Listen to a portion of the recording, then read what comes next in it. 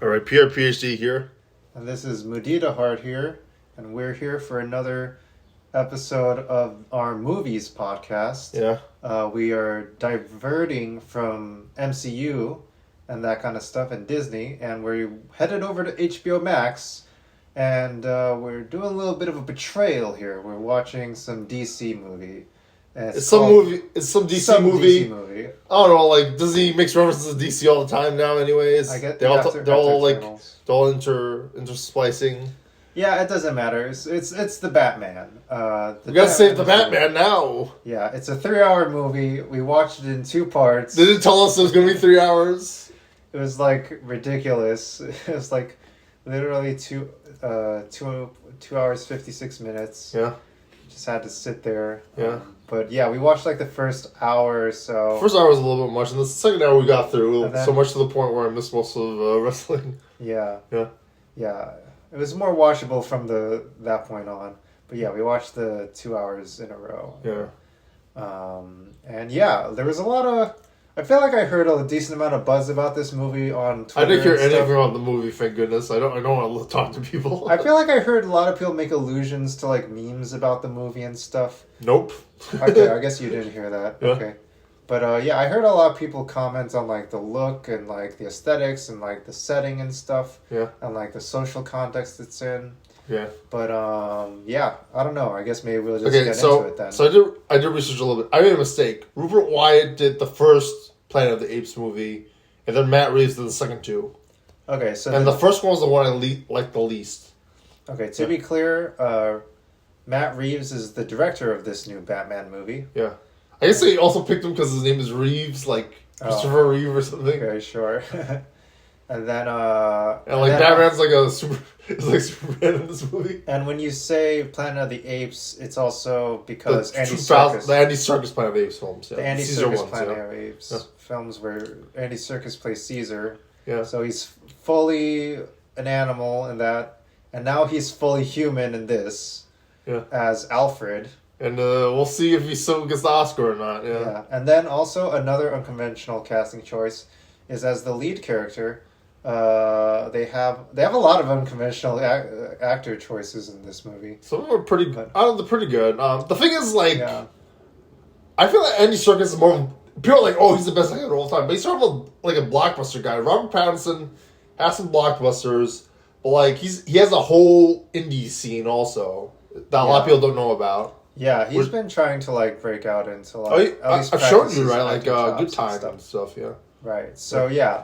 Different, so even before then, he was like with David Cronenberg, Cosmopolis, and a whole bunch of other films. Right, so yeah, we can get into that, but like just to like list it all out, like Robert Pattinson is the Batman, Zoe Kravitz plays Catwoman, John Turturro plays Falcone, and you sort of forgot about that. They sort of, we'll get into that later. And then they also have someone play the Penguin.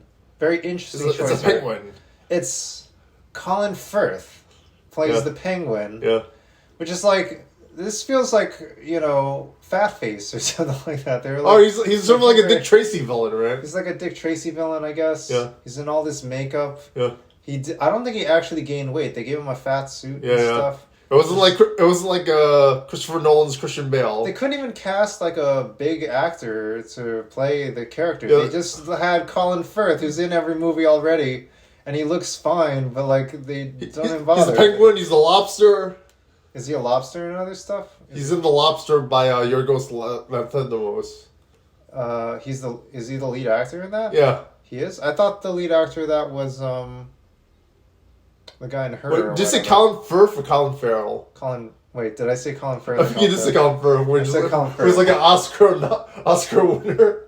Is it not Colin Firth? It's not Colin Firth. It's Colin Farrell. It's Colin Farrell. Wait, who's the guy on MTV? The guy who's like on all the MTV things in the 90s and 2000s or whatever. Oh, Colin Farrell plays the Penguin. Yeah. I thought it was Colin Firth, the guy who did the King's Speech. It wasn't that. No, that's totally wrong. That's totally wrong.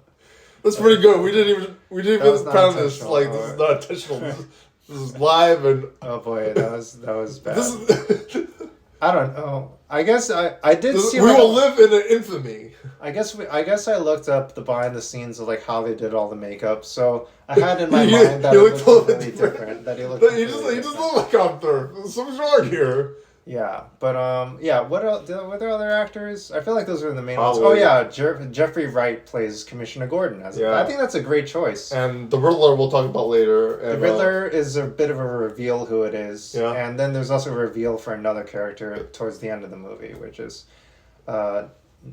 feels like it would normally be in an MCU post-credit scene, but in this movie it's like just at the end of the movie. It's not in a post. So I read about it, and I didn't know who that guy was, so you told me who it was. So Yeah, it's pretty It's interesting. like it is interesting, yeah, but we'll get to it. Yeah.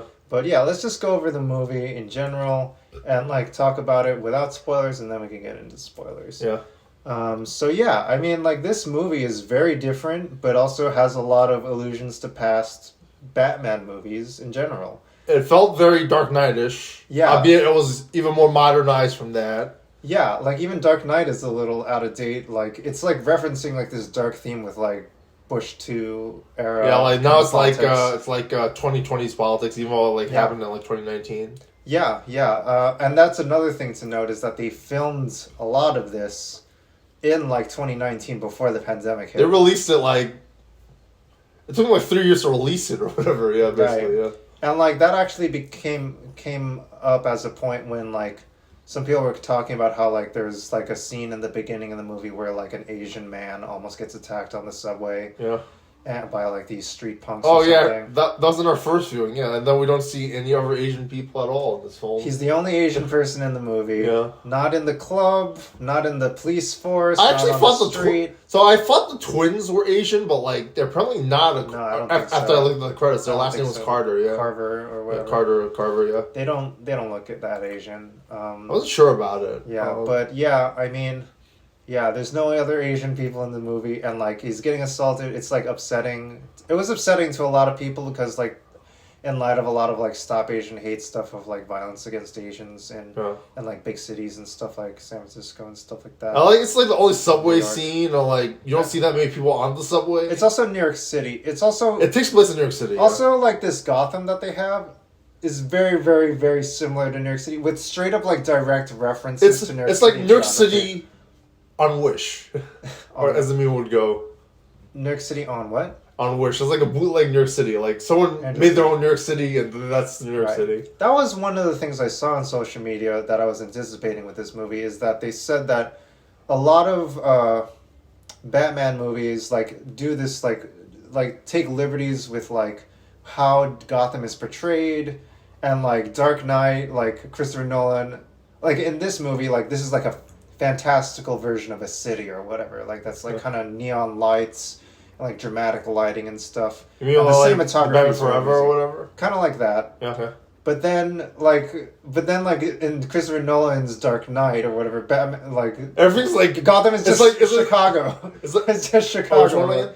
Dark Knight or whatever. Dark Knight, yeah. Dark Knight is just straight up. Gotham is just Chicago. or And whatever. Wall Street, yeah. Yeah. Or I guess it could be the Chicago Stock Exchange or whatever. Right? I think they filmed that in New York City, maybe but I that don't know if one's you could same. tell, yeah. Yeah. So this movie has like a lot of really cool aesthetics to it. Yeah, like it starts with Ave Maria, like they have these churches a lot, and it's a lot of physical locations. Yeah, and it's a very aesthetic movie. Like they really went for a lot of visuals in this movie. The visuals are, I think they like wanted to prioritize that a lot. There's like some scenes where they kind of prioritize the visuals a little too much, where it's like this is straight out of a comic book, but it doesn't translate that well to the drama of this movie in this realistic setting. Sometimes they're too DC-ish. Sometimes it's like, oh, let's put a question mark here because like this is the Riddler or whatever. Oh yeah, like there's like that was a little dumb. Yeah, there's like some stuff that's like they're trying to be. They're really smart at times, and they're really dumb at other times. Yeah, they have a little bit. They go swap between like really intense dark. Because like you have to edgy- appeal, you have to appeal to the comic book fans. You know, you have to Yeah. appeal to like and the mainstream at the same time. Yeah, sometimes it's a little bit like. Oh, that was. How was I supposed to know it was the Riddler? We Yeah, explained everything already. That was a really silly moment where they're like, they're like, we got to explain who this Hey, is. for this cappuccino from Starbucks, I want a question mark in it because I'm the Riddler. Did he really go ahead and and also he didn't make the question mark. He had to tell the person at the counter, working at the diner, to put a question mark in his drink, and it wasn't even facing him. It was facing the camera, which is facing away from him. It's like, all right, here you go, buddy. It's kind of scary considering there's this guy in the news all the time, but whatever, man. Yeah.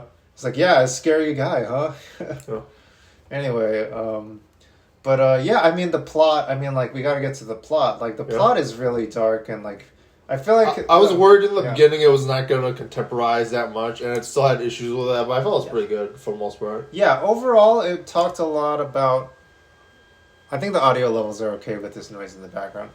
We're pretty loud, yeah. But, there's, it was just pause for a bit. Sure. Get some air.